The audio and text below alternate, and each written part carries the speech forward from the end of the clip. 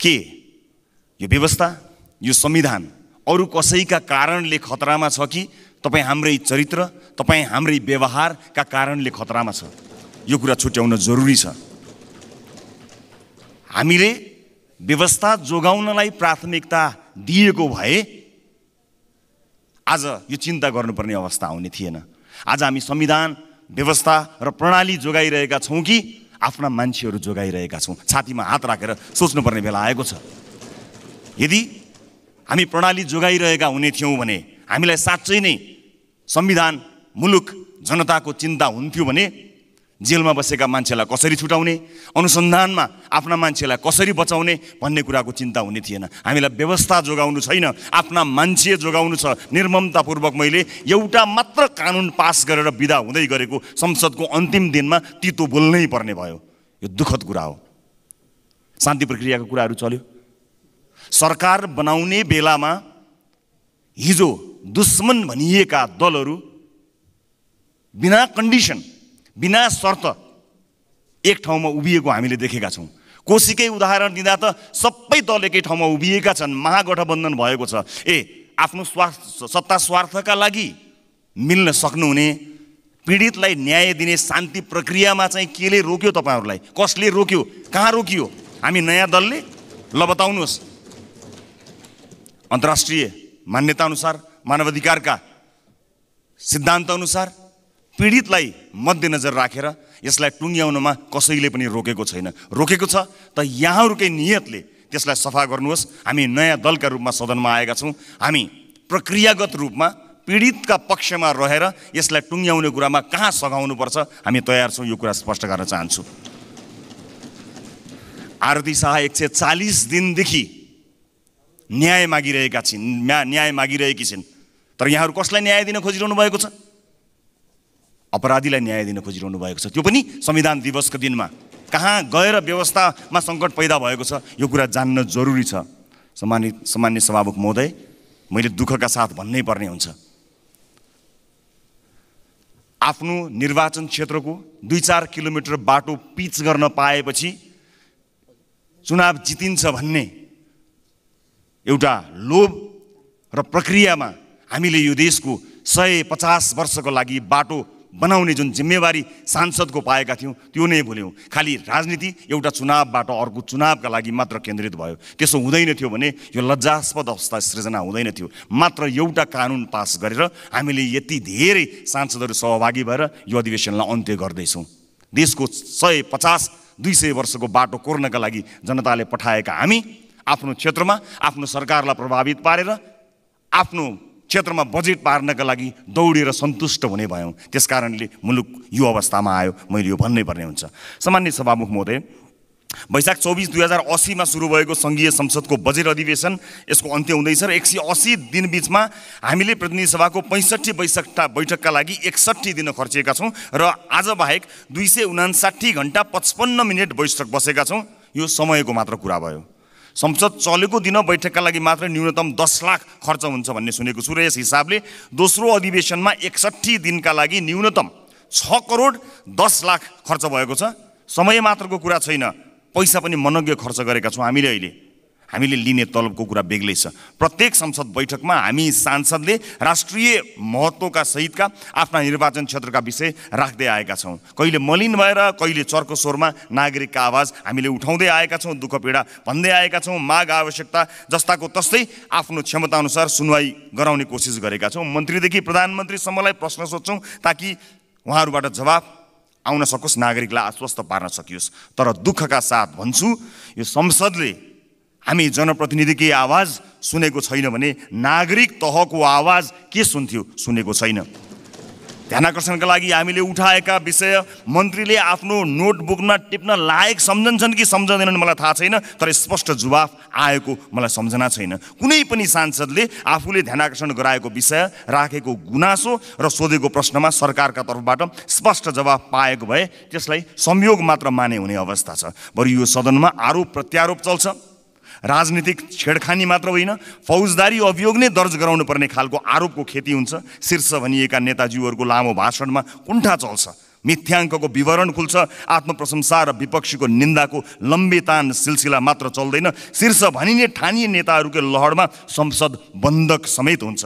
संसदलाई नागरिकको आवाज मुखरित गर्ने थलो बनाउनै सकेका छैनौँ हामीले, र अर्कोतिर विधायकीय कामको गति र मति हेर्ने हो भने झन् टिठ लाग्दो अवस्था छ। सभामुख महोदय, 79 पुस 28 गते राष्ट्रिय सभा सदस्य विमला राई पौडेलले उहाँको नेतृत्वमा गठित र उहाँ परराष्ट्र मन्त्री भएपछि अनिता देवकोटाले उहाँको नेतृत्वले गरेको उपसमितिले जेठ 25 गते बुझाएको प्रतिवेदनलाई हेर्ने हो भने त्यसअनुसार संविधान लागू गर्न आधारभूत रूपमा कम्तीमा 180 वटा कानुन बनाउनु पर्नेछ। सङ्घीय संसदले मात्रै 150 वटा कानुन तर्जुमा गर्नुपर्ने अवस्था रहेको छ र त्यसमध्ये 40 वटा चाहिँ तत्कालै हामीले बनाउनु पर्ने देखिएको छ। यसबाहेक संविधानको अनुसूचीमा उल्लेखित एकल वा साझा अधिकार सूचीका थप कानुन समेत बनाउनु पर्नेछ र प्रणाली कार्यान्वयनका लागि मात्रै आधारभूत मानिएका सङ्घीय निजामती सेवा, सङ्घीय शिक्षा, सङ्घीय प्रहरी, जनस्वास्थ्य, कानुनी सहायता लगायत ऐन तत्काल बनाउनु पर्ने भनेर किटान गरिएको छ।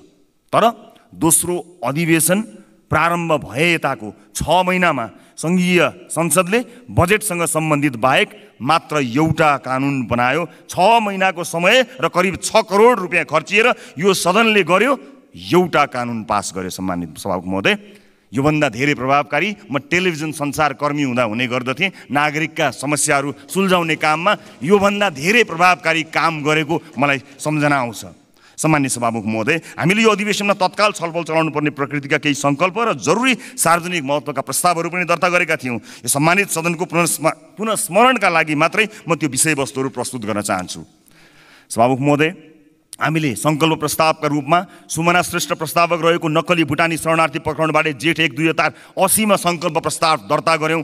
डेङ्गी रोग नियन्त्रण र रोकथामको उपचारबारे माननीय विराजभक्त श्रेष्ठबाट जेठ 21, 2080 मा सङ्कल्प प्रस्ताव दर्ता गऱ्यौँ। जरुरी सार्वजनिक महत्त्वको प्रस्तावका रूपमा सुन तस्करी प्रकरणबारे 16 सांसद प्रस्तावक रहेको र 4 समर्थक रहेको जरुरी महत्त्वको प्रस्ताव 10 साउनमा दर्ता गरायौँ। जरुरी सार्वजनिकको महत्त्वको प्रस्ताव म आफैले लम्की स्किन महामारी नियन्त्रणबारे 16 साउन 2080 मा दर्ता गराएँ। अर्को सङ्कल्प प्रस्ताव कैद मिनाहाको कानुनी प्रबन्ध दुरुपयोगबारे डिपी अर्याल, अशोक चौधरी, निशा डागी सहित 18 असोजमा हामीले दर्ता गरायौँ। एकातिर संसदले पर्याप्त बिजनेस पाएनन् भने अर्कोतिर हामीले दर्ता गराएका यी सङ्कल्प प्रस्ताव जरुरी सार्वजनिक महत्त्वको 5 वटा प्रस्ताव छलफलमै ल्याइएन, थन्काइयो। समय, सन्दर्भ र घटना केन्द्रित गम्भीर प्रकृतिका समेत रहेको यस्तो प्रस्तावहरूमा व्यवस्था लोकतान्त्रिक संसदले कल्पना गर्न सक्दैन। सभामुख महोदय, तर ठुला भनिने दलको सिन्डिकेट लादिने यो सदनमा हाम्रा प्रस्ताव कार्यसूचीमै चढेनन्।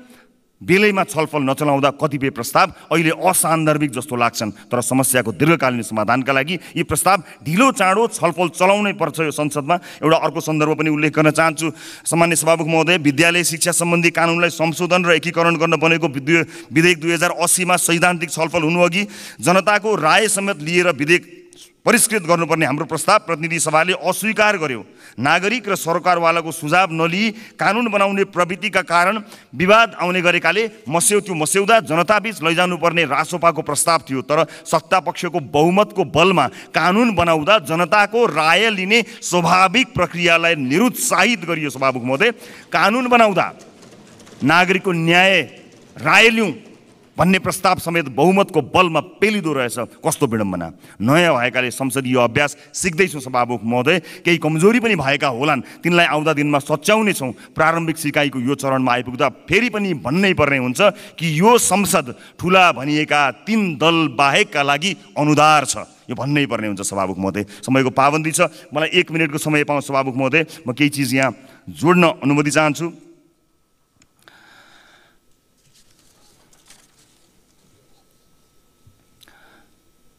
सभामुख महोदय, इजरायलको दक्षिण क्षेत्रमा किबुज आलिमिमबाट बेपत्ता भएका कञ्चनपुरका विद्यार्थी विपिन जोशीलाई पेलेस्टिनी विद्रोही समूह हमासले नियन्त्रणमा लिएको इजरायल सरकारले पुष्टि गरेको खबर आएको छ। हमासले बन्धक बनाएका मध्ये 5 जनाको रिहाई छ र विपिन सहित विभिन्न देशका 122 जना अझै बन्धक रहेको बताइन्छ। विपिनको सकुशल उद्धारका लागि कतार मार्फत कूटनीतिक पहल गर्नुपर्ने आएको छ। यसतर्फ सरकारको गम्भीर ध्यान आकर्षण गराउन चाहन्छु। नेपाल भ्रमणका लागि संयुक्त राष्ट्र सङ्घका महासचिव एन्टोनियो गुटेरेस प्रति आभार व्यक्त गर्दछु। प्रतिकूलता जस्तो देखिएको समयमा पनि नेपाल आएर उहाँले कारक नभए पनि जलवायु प्रदूषणका लागि हामीमा पर्न थालेको असरबारे विश्व जगतलाई ध्यान आकर्षण गराउनु भएको छ। हिमालय क्षेत्रबाट उहाँले दिनुभएको सन्देशलाई पक्कै पनि विश्वले गम्भीर रूपमा लिनेछ भन्ने कुरामा विश्वस्त हुन चाहन्छु। र अन्त्यमा सभामुख महोदय, पुराना भनिएका दलहरूप्रतिका केही कुराहरू मैले यहाँ राख्नै पर्ने थियो, तर आफूप्रतिको असन्तुष्टि लुकाउन व्यवस्था नै खतरामा परेको र त्यसको जवाफ एक भएर दिने भन्ने समेत अभिव्यक्ति सुन्न थालिएको छ। तर जवाफ दिने चाहिँ कसलाई सभामुख महोदय? नागरिकलाई? अनि के भनेर जवाफ दिने सभामुख महोदय? हामीले सकेनौँ भनेर जवाफ दिने कि बाँडीचुँडी खाँदै हामी गर्छौँ भनेर जवाफ दिने कि कोही नभएको जात्रा हाँडी गाउँमा भने जस्तै व्यवस्था नै खतरामा पर्यो भनेर प्रधानमन्त्रीले नै नेतृत्व गरेर दल सडकमा ओर्लिने हो कि क्या हो भन्ने कुरा पनि देख्दै आएको छ। यसबारे धेरै टिप्पणी गर्नु छैन, मात्र यति भन्छु सभामुख महोदय, यो व्यवस्था अरूबाट कहिल्यै खतरामा पर्दैन। परिहाले, जोगाउने जनता छन्। मलाई चिन्ता छ कतै तपाईहरूकै कारण त यो व्यवस्था खतरामा पर्ने त होइन, किनकि तपाईहरूमा सत्ता बाहेक नागरिक बारे सोच्ने सोच कतै पनि देखिएको छैन। परिवर्तन जोगाउनका लागि, लोकतन्त्र जोगाउनका लागि भन्नुभएको छ। कसलाई जोगाउनका लागि लाग्नु भएको छ? बुबा पुस्ताले देशमा सुनौलो बिहानी ल्याउँछु भनेर जेल नेल भोगेका थिए। छोराछोरी पुस्ता सुन भित्र्याउनका लागि जेल नेल जाँदैछन्। लोकतन्त्र यसरी जोगिँदैन। गम्भीर हुनुपर्नेछ। लोकतन्त्रका आधारभूत सिद्धान्त र मान्यताहरूमा केन्द्रित रहेर प्रतिबद्ध हुनुपर्नेछ। यो सरकारले कतिवटा हाइवे बनायो, कतिवटा बाटाघाटा बनायो, कतिवटा विश्वविद्यालय बनायो, ठुला आयोजना कतिवटा सम्पन्न भयो, त्यसलाई आधार मानेर समर्थन र विरोध गर्नुपर्ने हुन्छ। म सरकारमा रहेका दलहरूलाई सत्ता जोगाउन सरकारलाई समर्थन फिर्ताको होइन, सरकारले कतिवटा आयोजना भनेको समयमा सम्पन्न गर्यो, कतिवटा कामहरू सम्पन्न गर्यो, त्यसका आधारमा समर्थन या विरोध गर्नको निमित्त हार्दिक अनुरोध गर्न चाहन्छु। र विदेश भ्रमणमा हाम्रो इज्जत बढ्यो भन्ने प्रतिक्रिया आएकोमा एउटा कुरा स्पष्ट पार्न चाहन्छु। देशको इज्जत त बढ्यो होला, तर इकोनोमी बढ्न सकेको छैन। इकोनोमीको रूपमा दुई छिमेकी राष्ट्रहरूले यति ठुलो प्रगति गरिसक्दा पनि आज छातीमा हात राखेर भन्नुहोस् विदेशी दूतावासमा तपाईँ देशको योजना लिएर जानुभएको छ कि आफन्तको लागि, आफ्ना छोराछोरीहरूको लागि स्कलरसिपको योजना बोकेर जानुभएको छ? देशको नेतृत्व दुई छिमेकी देशहरूसँग आर्थिक उन्नतिको प्रस्ताव लिएर जान सकेको भए आज यति ठुलो उन्नति गरेका मुलुकहरूको छेउमा बसेर हामी यति धेरै हरेक सूचकाङ्कमा तल परेको गरिब देशमा बस्नुपर्ने थिएन। समयका लागि धेरै धेरै धन्यवाद दिन चाहन्छु सभामुख महोदय। र अन्त्यमा सहकारीहरूको समस्यालाई सामान्य रूपमा लिने हो भने धेरै मानिसहरूको बिल्लीबाट हुनेछ। कृपया यसलाई गम्भीरतापूर्वक लियोस्। सहकारी पीडित मानिसहरू सडकमा आएका छन्, यसलाई गम्भीरतापूर्वक लिएर समाधान गर्नतिर लागि सुनिरहेको छु। यसका सञ्चालकहरू राजनीतिक दलका आफन्त, परिवार र राजनीतिक दलले संरक्षण दिएका मानिसहरू धेरै छन्। त्यसकारणले सरकारले कदम चाल्न सकेको छैन भन्ने सुनिँदै आइएको छ। कृपया यसलाई गम्भीरतापूर्वक लियोस्। र अहिले आइपिओका नाममा पनि घाटा लागेका संस्थाहरूलाई बुकमा नाफा देखाएर नागरिकको पैसा ठग्ने काम सुरु भएको छ। समयमै यी विषयमा ध्यान दिइएन भने हामी अर्को एउटा ठुलो सङ्कटतर्फ पुग्नेछौँ। र जाँदा जाँदै अन्त्यमा यस संसदमा हामीलाई धेरै सिकाएर जानुहुने माननीय सुभाष नेवाङज्यूप्रति म श्रद्धाञ्जली अर्पण गर्न चाहन्छु। त्यसै गरी माननीय सहनाज रहमानप्रति पनि हार्दिक श्रद्धाञ्जली अभिव्यक्त गर्न चाहन्छु। र समय दिनुभएकोमा सम्माननीय सभामुख महोदयलाई धेरै धेरै धन्यवाद दिँदै आफ्ना भनाइ टुङ्ग्याउँछु। नमस्कार। आज म नेपालमै बसेर केही गरौँ भन्ने कृषक उत्पादकहरूको समस्याप्रति सरकारलाई ध्यान आकर्षण गराउन चाहन्छु। सभामुख महोदय मार्फत कृषि मन्त्रालय र अर्थ मन्त्रालय समक्ष नेपालमा उत्पादन हुने दुधजन्य पदार्थ र माछामा आत्मनिर्भर हुँदाहुँदै भारतीय आयातलाई रोक्न र नेपाली उत्पादनको मर्म बुझिदिन जोरदार माग गर्दछु। उत्पादित दुधमध्ये 3 लाख लिटर बजारमा खपत हुन सकेको छैन। उता दुग्ध विकास संस्था र निजी डेयरीबाट करिब 7 अर्ब बकौता रकम किसानले पाएका छैनन्। अविलम्ब भुक्तानी गरियोस्। नेपाली किसानले उत्पादन गरेको दुध, माछा, तरकारी लगायतका उत्पादनको उचित मूल्य पाउने वातावरणका लागि खुला सीमामा प्रभावकारी अनुगमन बढाइयोस्। नेपाली उखु उत्पादक किसानको बकौदा रकम तुरुन्त भुक्तानी होस् र धानको समर्थन मूल्य तोकिसकेकोले किसानको धान खरिद प्रक्रियामा सुरु गरियोस् ताकि किसानले तिहार र छठ पर्व ढुक्कसँग मनाउने वातावरण बनोस्। नेपाली विद्यार्थी त रोक्न सकेन सरकार। माननीय सदस्य श्री विद्या भट्टराई। सम्माननीय सभामुख महोदय, सडक दुर्घटना विश्वमा अकाल मृत्युको 8औं कारण हो भने नेपालमा पहिलो कारण बनेको छ। संयुक्त राष्ट्र सङ्घले 2020 देखि 30 लाई सडक सुरक्षा दशक घोषणा गरेको छ भने 2030 सम्म दुर्घटनाको दर 50% घटाउनु पर्छ भनेको छ। तर नेपालमा 79-80 को तथ्याङ्कलाई हेर्ने हो भने 2320 जनाको सडक दुर्घटनामा परिमृत्यु भएको छ भने 28156 घाइते हुनु परेको तथ्याङ्क छ। असुरक्षित मापदण्डविहीन सडक, सवारी साधनको गुणस्तर मापनमा कमजोरी, चालकको लापरवाहीका कारण दुर्घटना नागरिक जीवनको क्षतिको एक नियति बनेको छ। सडक दुर्घटनालाई कम गर्नका लागि छुट्टै नियमनकारी निकाय आवश्यक भएकोले सडक सुरक्षा परिषदको निर्माणका लागि सम्माननीय सभामुख महोदय मार्फत सरकारको ध्यानाकर्षण गर्दछु। धन्यवाद। माननीय सदस्य श्री विनिता कुमारी सिंह।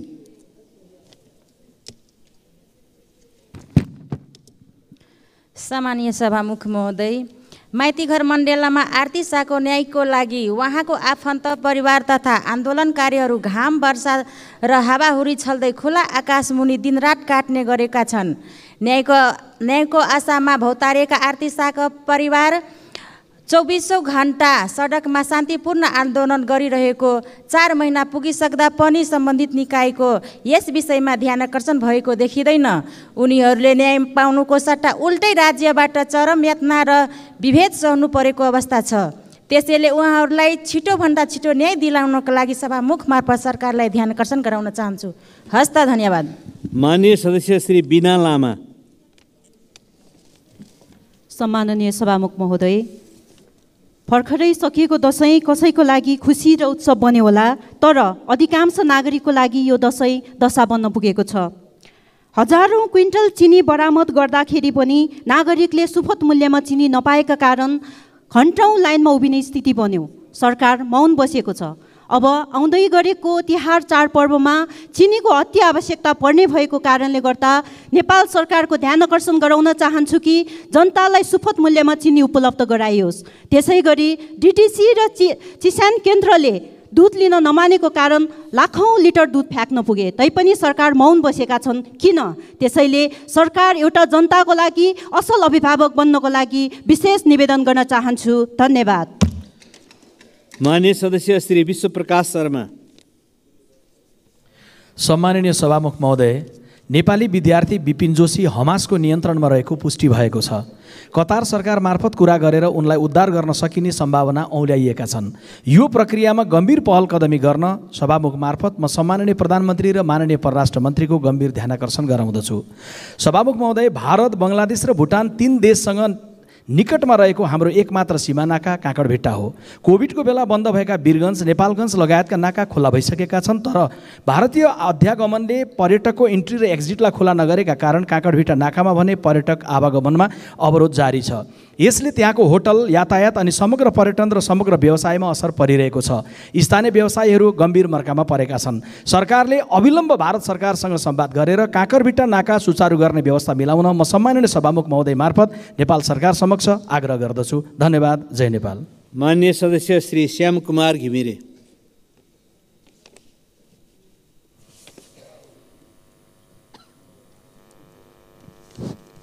सम्माननीय सभामुख महोदय, झन्डै 10 महिना चलेको यो संसद सायद आजदेखि बन्द हुँदैछ। यो बिचमा हामीले एउटा मात्रै विधेयक पास गऱ्यौँ, ऐन बनायौँ। अब यसपछि हामी जिल्लामा जाँदैछौँ र सघन रूपमा आफ्नो जिल्लाको भ्रमण गर्ने क्रममा जनताले हामीलाई सोध्नेछन्, तिमीहरूले के गर्यौ, यो 1 वर्ष झन्डै बित्यो, हामीले के जवाफ दिने हो त्यो हामीसँग छैन। यो संसदमा संसदीय अभ्यासमा आएको पनि हामीले 32 वर्ष बितेको छ, तर हामीले संसदलाई कति प्रभावकारी ढङ्गले सञ्चालन गर्न सक्यौँ, जनतामा संसदप्रति कति आस्था सिर्जना गर्न सक्यौँ, गम्भीर प्रश्न छन्। अहिले पनि विचाराधीन रहेका थुप्रै विधेयकहरू संसदमा आउन सकेनन्, प्रस्तुत हुन सकेनन्। धन्यवाद। मान्य सदस्य श्री शान्ति बिक।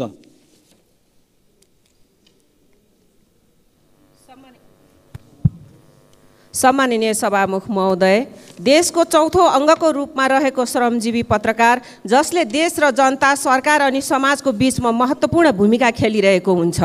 विश्वमा के भइराखेको छ पत्रकारकै कारण सञ्चार माध्यमद्वारा सहजै थाहा पाउन सक्छौँ। पत्रकारको निश्चित कामको समय अवधि पनि हुँदैन। परिस्थिति अनुसार दिन रात जतिसुकै बेला र जस्तोसुकै अवस्थामा पनि समाचार सम्प्रेषण गर्न खटिरहेका हुन्छन्।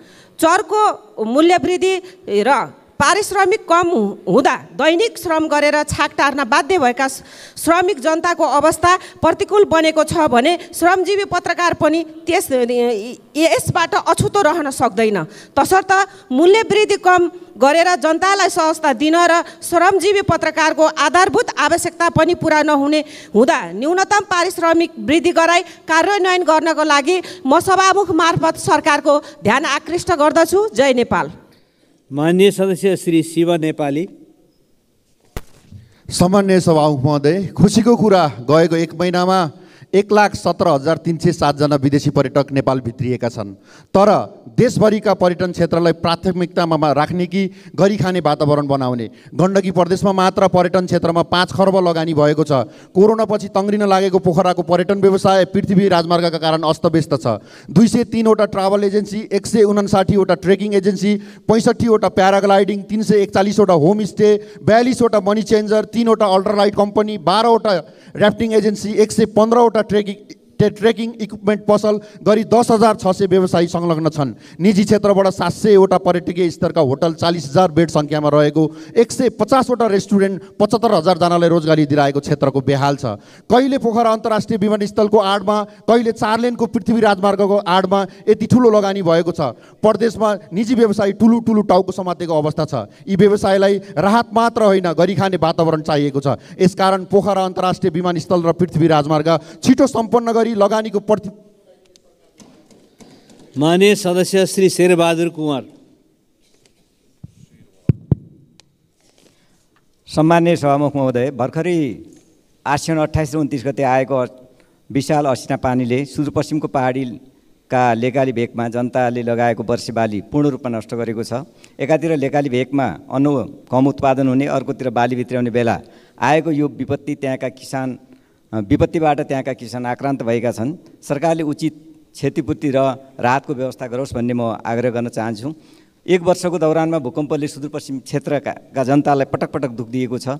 चाहे गत मङ्सिरमा आएको भूकम्प होस् या यसपालि आश्विनमा आएको भूकम्प होस्, अहिलेसम्म पीडित जनताले अहिले राहत पाएका छैनन्। दसैँ र तिहार सकेपछि हामी पनि जिल्लामा फर्कँदैछौँ र जनताको बिचमा कसरी जाने होला, सरकारसँग म आग्रह गर्न चाहन्छु राहतको व्यवस्था गरियोस्। धन्यवाद।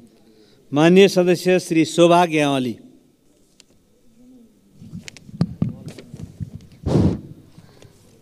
सम्माननीय सभामुख महोदय, यतिखेर मुलुकमा जात जातिको नाममा, धर्मको नाममा वा अन्य अराजक गतिविधि गरी यो व्यवस्थालाई कमजोर गर्ने काममा ज्यान फालेर अराजक तत्त्व लागिरहेका छन्। यतिखेर दुर्गा प्रसाद जस्ता अराजक भिडले प्रमुख प्रतिपक्ष दलको नेता पूर्व प्रधानमन्त्री केपी शर्मा ओलीको कम्बोडियामा टेलिकममा लगानी छ भन्दै भ्रम सर्ने काम गरिरहेका छन्।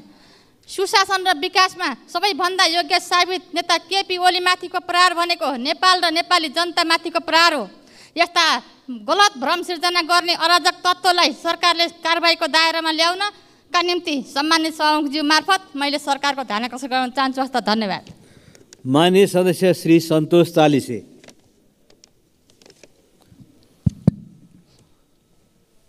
सम्माननीय सभामुख महोदय, हामीले यो वर्षको बजेट प्रस्तुत गरेको लगभग 6 महिना बित्न लागिसक्यो र आजसम्म बाटोघाटो, पुल पुलेसा जति पनि बजेटमा बोलिएका कुराको कुनै पनि सुरुवात भएको देखिँदैन। काठमाडौँबाट हेटौँडा जाउँ त्यही हालत छ, काठमाडौँबाट पोखरा जाउँ त्यही हालत छ, काठमाडौँबाट भैरवा जाउँ त्यही हालत छ। र हिजो कबाडी सामानहरू 2 महिनाभित्र लिलाम गरिनेछन्। राज्य सङ्कटमा छ, आर्थिक अवस्था कमजोर छ। यसलाई व्यवस्थित गर्नका लागि व्यापक रूपमा कबाडी सामानहरू अर्बौँका कबाडी सामानहरू 2 महिनाभित्र लिलामी प्रक्रिया सुरु गरिनेछ। त्यो कहाँ पुग्यो? यो जङ्गलबाट काठ दाउरा 2 महिनाभित्र प्रक्रिया पुरा गरेर निकाल्ने, त्यो 20 खर्बको चाहिँ नि सम्मको हुनसक्छ भन्ने कुरा 2 महिनाभित्र त्यसको कार्यविधि बन्ने भने कहाँ पुग्यो? र विकास निर्माणमा माननीय सदस्य श्री सरस्वती बजिमय। सम्माननीय सभामुख महोदय, धनुषाकी 22 वर्षीय आरती शाहको गत जेठ 7 गते मृत अवस्थामा माइती पक्षले हस्पिटलमा पाए। घर पक्षले झुन्डेर मरेको भने तापनि नील डामहरू हेर्दा सबैले मारेको भन्ने थाहा पाउने कुरा भयो। माइती पक्षले किटानी साथ प्रहरीमा आरतीका ससुरा श्रीमान लगायतलाई पटक पटक जाहेरी दर्ता गर्न खोज्दा प्रहरीले किन दर्ता गर्न मानेनन्? प्रहरी भनेको नारीको लागि होइन र? सभामुख महोदय, माइती पक्षकाहरू माइती घर मण्डलामा धर्ना बसेको छ न्यायको लागि, तर उनीहरूप्रति ज्यान मार्ने धम्की, कुटपिट, अमान्य व्यवहार भएको छ। जो कसैले गरेको भए पनि यस निन्दनीय कार्यको घोर भर्त्सना गर्दछु। दाइजोको कारणले ज्यान गुमाएकी आरती शाहको लागि न्यायको माग गर्दछु। धारा 38(3) भएको महिलाको हक संविधानमा तथा अन्तर्राष्ट्रिय महासन्धिमा हस्ताक्षर गरेको दायित्व पुरा गर्न सभामुख मार्फत सरकारको ध्यान। माननीय सदस्य श्री सराज अहमद फारूकी।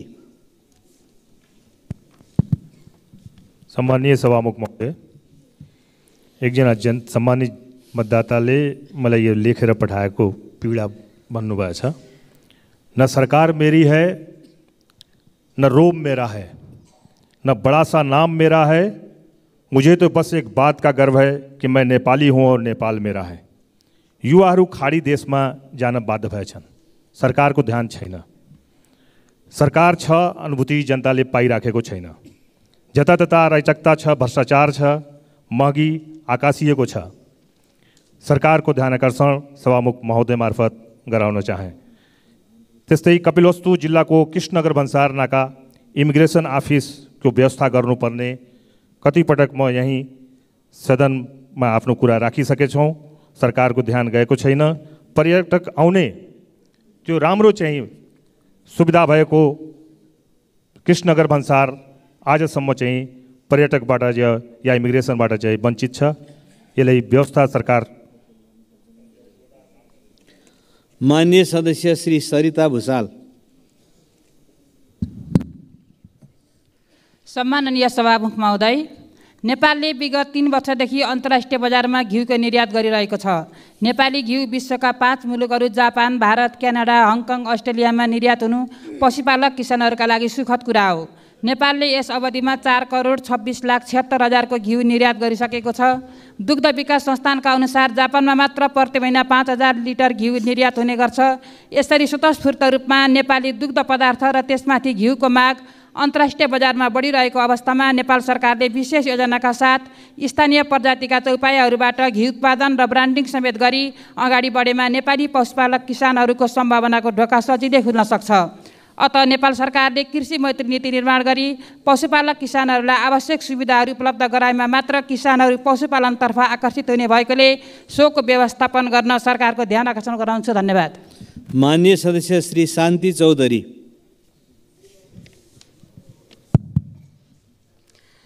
सम्माननीय सभामुख महोदय, बजारमा चिनी छैन। चिनी लगायत सबै खाद्य वस्तुहरूको भाउ आकाशिएको छ। तिहार छठ नजिकै आइसकेको छ र यो जतिखेर पनि हामीले चाहिँ महँगीको कुरा उठाइरहनु पर्ने, सरकारले यसलाई नियन्त्रण गर्न नचाहेर हो कि नसकेर हो, हामीले पटक पटक एउटै कुराहरू उठाउँदाखेरि हामी आफैमा खल्लोपना आउँछ। त्यसकारण यो सरकारले नियन्त्रण गर्न सक्दैन भने अर्को कुन सरकार छ? सभामुख मार्फत म प्रश्न गर्न चाहन्छु। यस्तै गरी यातायात बस र प्लेन भाडा एकदमै डबल बढेको छ। यसलाई पनि नियन्त्रण समयमा गर्नको लागि सरकारको ध्यान आकर्षण गर्न चाहन्छु। धन्यवाद। माननीय सदस्य श्री सीता कुमारी राणा।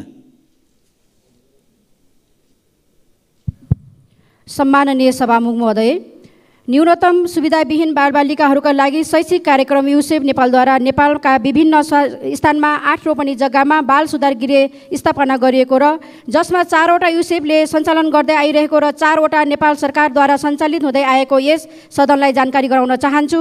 यसै गरी युसेफद्वारा सञ्चालित बाल गृहमा 800 जना नेपाल सरकारद्वारा सञ्चालित बाल गृहमा 300 जना बालबालिका र जम्मा 1100 जना रहेको छन्। सभामुख महोदय, यसका लागि महिला बालबालिका ज्येष्ठ नागरिक मन्त्रालयले 1 करोड रकम निकासा गर्ने गरेको छ। यसरी प्राप्त रकम निकासा नहुँदा पनि बालगृहमा शिक्षकको दरबन्दी पर्याप्त मात्रामा नहुनु, क्षमताभन्दा बढी बालबालिका राखिएको साथै सुत्ने बेड, खानेपानी, शौचालय सरसफाइमा ध्यान नदिएको र बालबालिकाहरूलाई पौष्टिकयुक्त खानेकुराहरू खाजा समेत पर्याप्त मात्रामा उपलब्ध नगराएको, यसै गरी बिरामी हुँदा इमर्जेन्सी हस्पिटलसम्म लानको लागि एम्बुलेन्सको अभाव रहेको बारेमा यस सदनलाई जानकारी गराउन चाहन्छु। सभामुख महोदय, यस्ता समस्याहरूको समाधान। माननीय सदस्य श्री सुनिता बराल।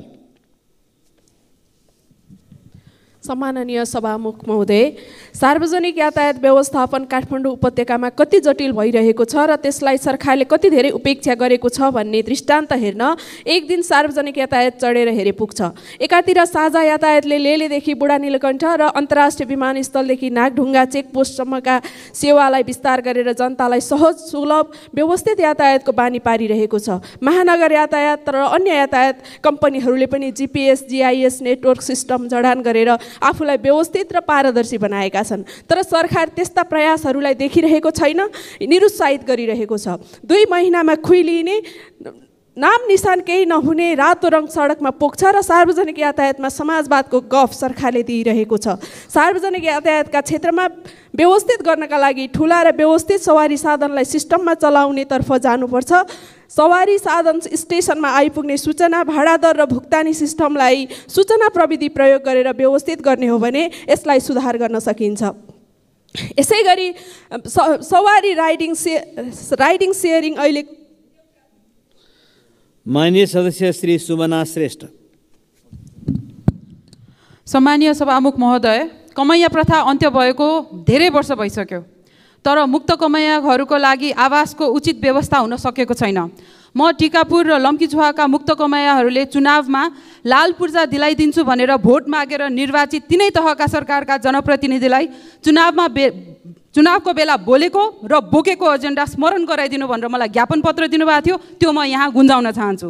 सभामुख महोदय मार्फत लाल पूर्जाको सपना बाँड्ने जनप्रतिनिधि र पटक पटक सरकारको नेतृत्व गर्नेलाई सोध्न चाहन्छु, के त्यो साँच्चै नै पुरा गर्न सक्ने बाचा थियो कि चुनाव जित्ने एउटा भर्याङ मात्रै थियो? संविधानको धारा 37ले आवासको हकलाई मौलिक हकको रूपमा स्थापित गरेको छ सभामुख महोदय, तर आवासको हकको लागि लाल पूर्जा नै बाँड्नुपर्छ भन्ने लोकरेजाइको बाटोबाट भाष्यबाट माथि उठ्ने हो भने मुक्त कमाइहरूको लागि गर्नुपर्ने काम, कर्तव्य यो सरकारले निभाएको छैन। त्यसको लागि म जोरदार माग गर्दछु। धन्यवाद। माननीय सदस्य श्री सुशीला थिङ।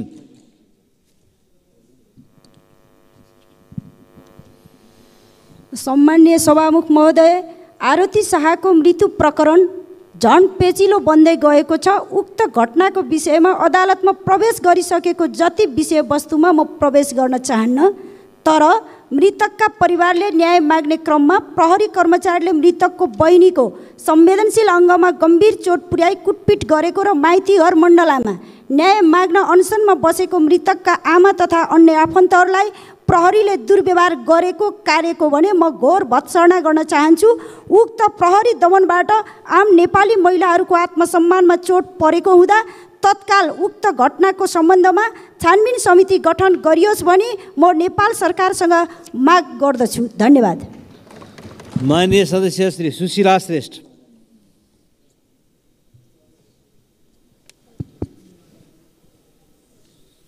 सम्माननीय सभामुख महोदय, यही कार्तिक 6 गते भोजपुर आमचोकमा दीपचन्द्र राईद्वारा 7 वर्षीय बालिकाको बलात्कार र हत्या भयो। कार्तिक 8 गते मुगुरारा नपा 5 मुन्दु गाउँमा 3 जना छोराछोरी सहित आमाको सामूहिक हत्या भयो। मृतकहरूप्रति श्रद्धाञ्जली अर्पण गर्दछु। यस्ता प्रतिनिधि घटनाहरूको बारेमा जति भर्सना गरे पनि कमी हुन्छ। यस्ता घटनाहरूको चाँडोभन्दा चाँडो अनुसन्धान गरी दोषीलाई कानुनी कठघरामा ल्याई आजीवन कारावास गरियोस्। यस्ता घटनाहरू अप्रिय र निर्मम घटनाहरू दिनानुदिन किन घटिरहेका छन्? घटना घट्दा दर्तासम्म हुन हम्य पर्ने अपराधीहरू कारबाहीमा नपर्ने परिहाले पनि चिन्जान र भनसुनको आधारमा छुट्ने अवस्था रहेको छ। नागरिकहरूको जीवधनको सुरक्षा किन भइरहेको छैन? यस्तोको निम्ति राज्यको तर्फबाट अवलम्बन गर्नुपर्ने सुरक्षा नीति र व्यवस्थापनको अभाव भएको हो या नागरिक चेतना र शिक्षाको अभाव भएको? मान्य सदस्य श्री सूर्यप्रसाद ढकाल। सम्माननीय सभामुख महोदय, प्राकृतिक र संस्कृति भएको देश गरिब हुँदैन, तर हामी गरिब भयौँ। प्रजातन्त्र आएको 34 वर्ष भयो। सङ्घीय लोकतान्त्रिक गणतन्त्र आएको 8 वर्ष बितिसकेको छ। अहिले सङ्घ, प्रदेश र स्थानीय सरकार छ। यी सरकार जनताको लागि कौवालाई बेल पाएको हर्षण वर्षस्त भएको छ। जनतामा निराशा बढिरहेको छ। व्यवस्थाप्रति वितृष्णा जागिरहेको छ। अर्थतन्त्र शिथिल छ। कल कारखानाहरू प्राय बन्द छन्। युवा शक्ति विदेश पलायन भएको छ। सभामुख महोदय, जनतामा आशा जगाउन, समृद्ध नेपाल र सुखी नेपालीको राष्ट्रिय आकाङ्क्षा पुरा गर्न 2047 सालदेखि अहिलेसम्म जो मन्त्री भए, जो उच्च पदस्थ कर्मचारी भए, ठुल्ठुला बिग हाउस सञ्चालन गरे, ती सबै व्यक्तिहरूको सम्पत्ति छानबिन गर्नको निम्ति म सभामुख मार्फत नेपाल सरकारसँग जोरदार माग गर्न चाहन्छु। हस्, धन्यवाद। मान्य सदस्य श्री सूर्य थापा। सभामुख महोदय, मैले यो संसदमा पहिलो पटक आउँदा पनि भनेको थिएँ र आज वर्ष अधिवेशनको अन्तिम दिन पनि भन्दैछु। खास गरी सडक पूर्वाधारसँग सम्बन्धित विषयलाई पटक पटक उठाउँदै आएको छु। प्युठानलाई बागलुङसँग जोड्ने बागदुला मच्छी ठुलाबेसी भीमगिठे 71 किलोमिटर सडकको निर्माण विगत 10 वर्षदेखि अल्पत्र हुँदै आएको छ। यसले सिङ्गो जिल्लालाई भुक्तमान बेहोर्न बाध्य पारेको छ। यसको नयाँ ठेक्का लगाउनेतर्फ मन्त्रालय र सम्बन्धित निकायले किन तदारुकता देखाउन नसकेको हो? बजेटको स्रोत सुनिश्चित भएका यस्ता आयोजनाको ठेक्का अविलम्ब लगाई निर्माण कार्य अघि बढाउन जोरदार माग गर्दछु। साथै सिमलटारी सौतमारी मच्छी 31.8 किलोमिटर सडक खण्डको मदन भण्डारी राष्ट्रिय राजमार्ग निर्माणको ठेक्का लगाइसकेपछि पनि किन फटाफट काम हुन सकेको छैन? किन ढिला भइरहेको छ? सभामुख महोदय मार्फत भौतिक योजना मन्त्रालय, भौतिक पूर्वाधार मन्त्रालय र सम्बन्धित आयोजना निर्देशनालयको गम्भीर रूपमा ध्यानाकर्षण गराउन चाहन्छु। धन्यवाद। मान्य सदस्य श्री सोनु मुर्मू। सम्मानीय सभामुख महोदय, जनमत पार्टीका नेता कार्यकर्तामाथि प्रहरी र प्रशासनले दमन गर्ने क्रम जारी छ। पटक पटक आक्रमण गर्ने क्रम जारी छ।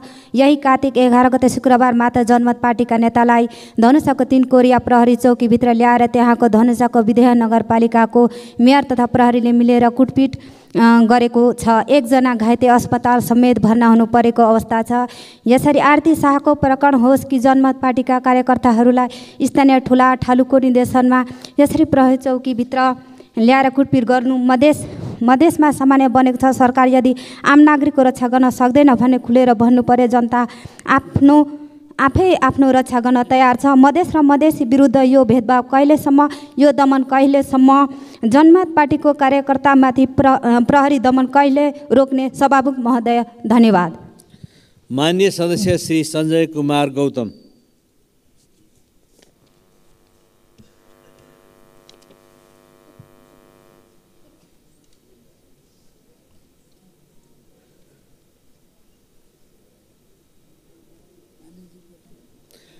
मान्य सदस्यलाई बोल्न समय दिएको छ।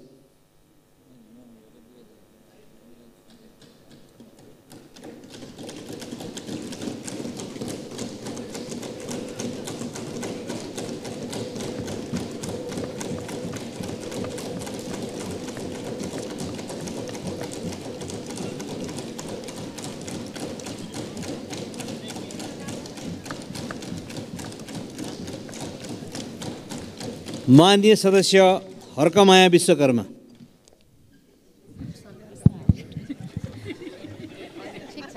सम्माननीय सभामुख महोदय, नेपालको संविधानमा विवाह गर्दा दाइजो लिन र दिन दण्डनीय हुनेछ भनिए तापनि आरती शाहलाई दाइजोको न्युमा उनका श्रीमानसहित सासू ससुरा मिली हत्या गरेको प्रमाणित भइसकेपछि आरतीका आमा बुवा आफन्त परिवार शान्तिपूर्ण आन्दोलनमा बसिराख्दा प्रहरी प्रशासनबाट अहिलेसम्म पनि दमन र ज्यादती खेप्न बाध्य छन् र पीडित परिवारले राज्यको मिनी पार्लियामेन्ट मानिएको हाम्रो महिला तथा सामाजिक मामिला समितिमा निवेदन दिइसकेपछि समितिको तत्काल बैठक बसी घटनाको सत्य तथ्य सार्वजनिक गर्दै दोषीलाई कारबाही र पीडितलाई न्यायको निम्ति निर्णय गरी गृह मन्त्रालयमा पत्र पठाइयो। तर पत्रको व्यवस्था गरेपछि समितिका सभापति र सदस्यहरू गएर ध्यानाकर्षण गर्दा पनि अहिलेसम्म कुनै ठोस जानकारी आउन सकेन र अहिले पनि प्रशासनले पीडित परिवारलाई मानसिक तनाव दिइरहेको अवस्था छ। सभामुख महोदय, सरकारले संविधान र कानुनको कार्यान्वयन नगरी हत्यारालाई उन्मुक्ति दिइराख्ने हो भने गरिब निमुखा आवाज विहीन जनताले न्याय खोज्न कहाँ जाने? सभामुख मार्फत सरकार। माननीय सदस्य श्री हितराज पाण्डे।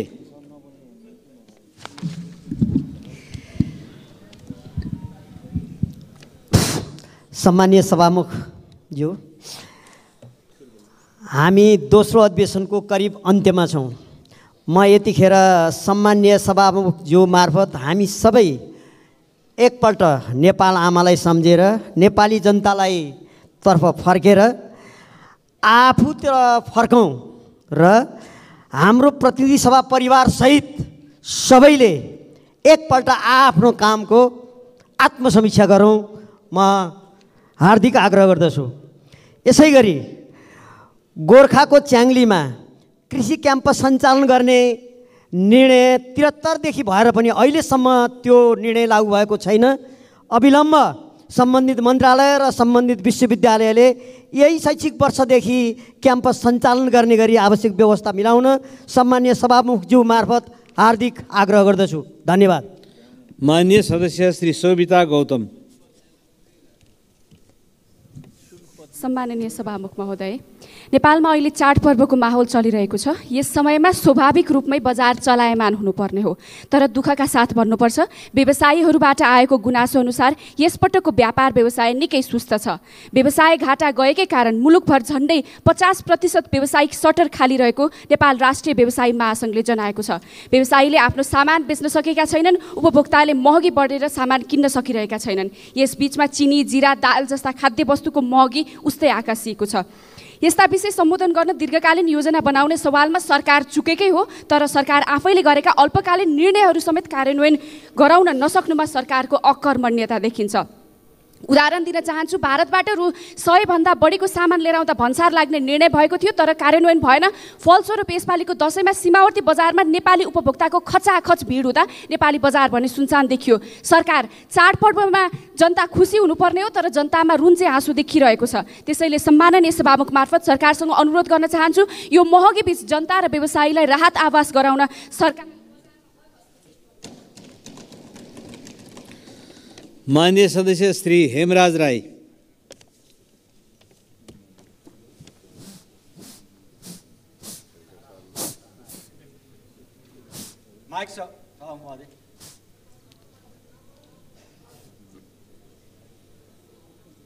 अर्को माइक हुन्छ कि?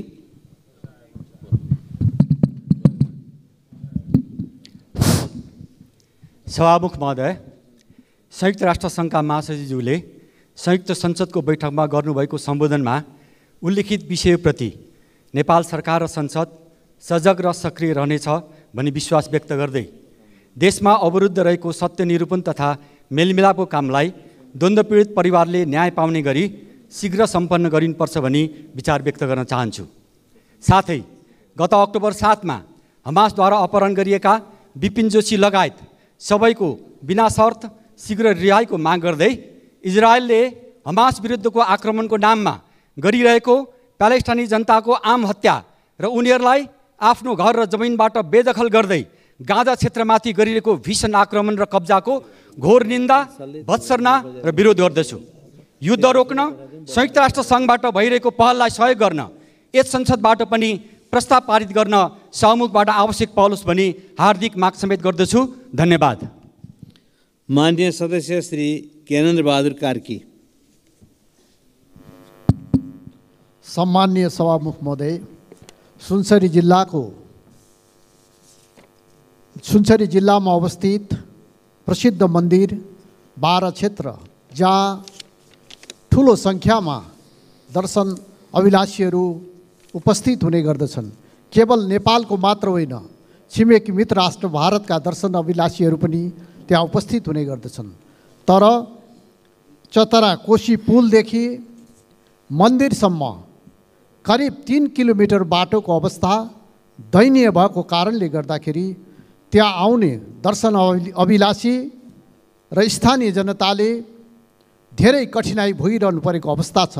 तसर्थ सम्माननीय सभामुख मार्फत यो समस्याको समाधान यथाशीघ्र गरेर त्यो क्षेत्रको विकासका निमित्त सरकारको ध्यान जाओस् भन्ने कुरा म राख्न चाहन्छु। धन्यवाद।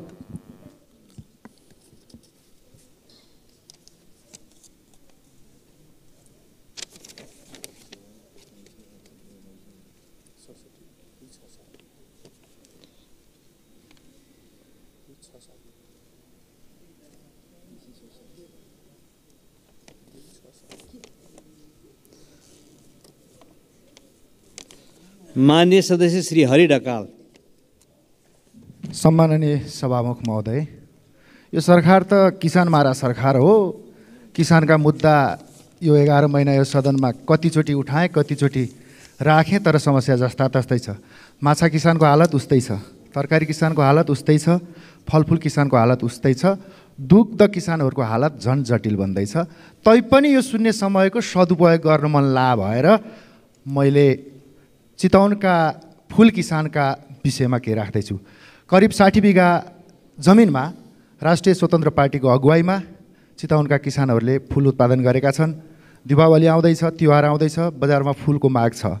विदेशबाट आयात हुने फुल र प्लास्टिकका फुलहरू यदि त्यसलाई नियन्त्रण गर्ने र हामीले उत्पादन गरेको फुललाई प्रवर्धन गर्ने हो भने माछा किसानको जस्तो, फलफुल किसानको जस्तो, दुग्ध किसानको जस्तो हालत हुँदैन।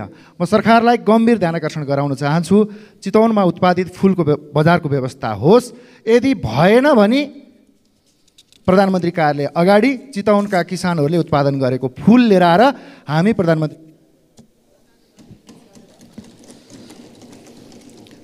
माननीय सदस्यहरू, शून्य समयमा माननीय सदस्यहरूले बोल्ने क्रम यहीँ समाप्त हुन्छ।